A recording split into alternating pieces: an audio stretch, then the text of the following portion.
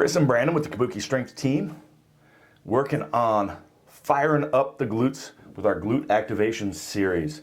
So this is a fun one. This is not a cueing strategy. So this is not prehab, warm up, any of that stuff. This is pure developing strength.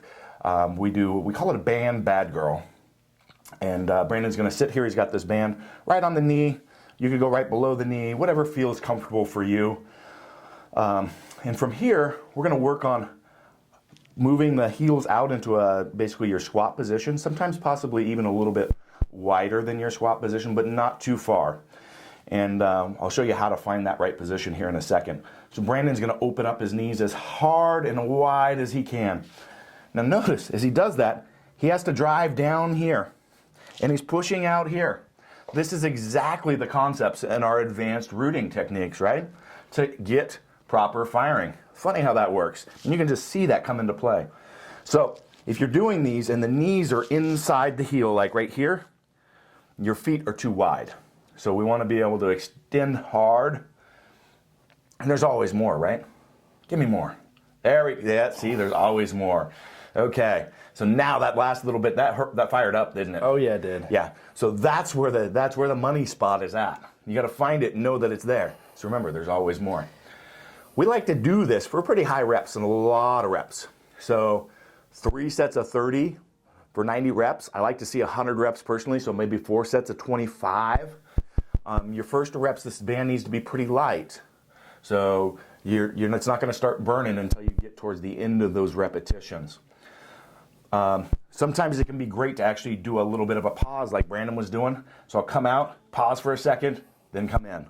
And that'll really light that up. Because we really want to be able to actually hold this position during our movements.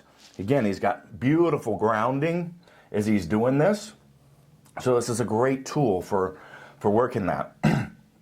So go ahead and get that again. Another thing you can play around with is once you actually can't do repetition anymore, is just try to hold that position and now squat. Boom. And now drive out into that position while you squat. Boom. And squat back up again. And drive out while you hold that squat. Boom. Look, again, that wonderful grounding effect we've got while we do this. So this will light, either of these options will light up your glute.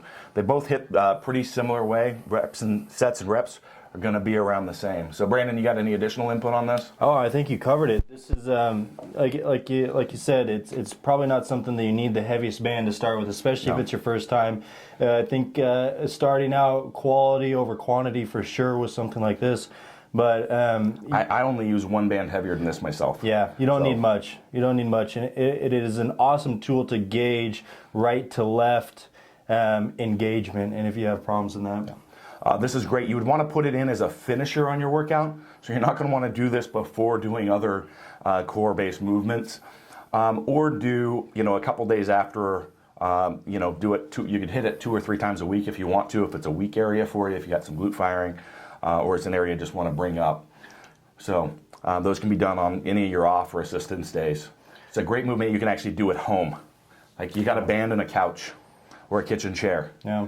No issues at all to work that. So, pre-squat, potentially a few of those box squats might not be bad. No, the box squat version is very much similar to like the crab walk. If you watch our crab walk video, that one can be used as a cueing strategy, the squat version, because you did see what wonderful rooting that has to the ground. I probably said that too many times, but automatically cued that in and brought the position in them and what we want with the squat. So this would be a great way to actually teach a newer lifter, or just as a cueing movement for anybody. Yeah, and this is one that you really need to be careful of if you're going to do it as a prep work, because it's going to be super easy to build faulty patterns with this exercise because of how hard the bands are going to want to bring you in. If we get lazy towards the halfway point and we end up going valgus in one of our knees, that's only going to code bad movement. So we need to be very aware of what we're doing. Yeah.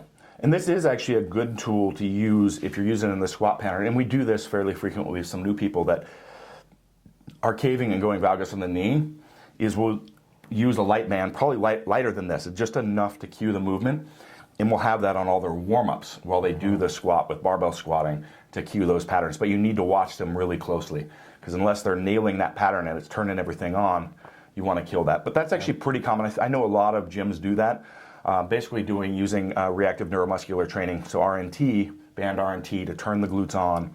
You're not going to want to do that on heavy stuff. Again, that can be done with the hip circle. A lot of people do the hip circle. They'll wear it like up in here to get the right tension during the squatting, during the warm-ups, getting that fired up. All right.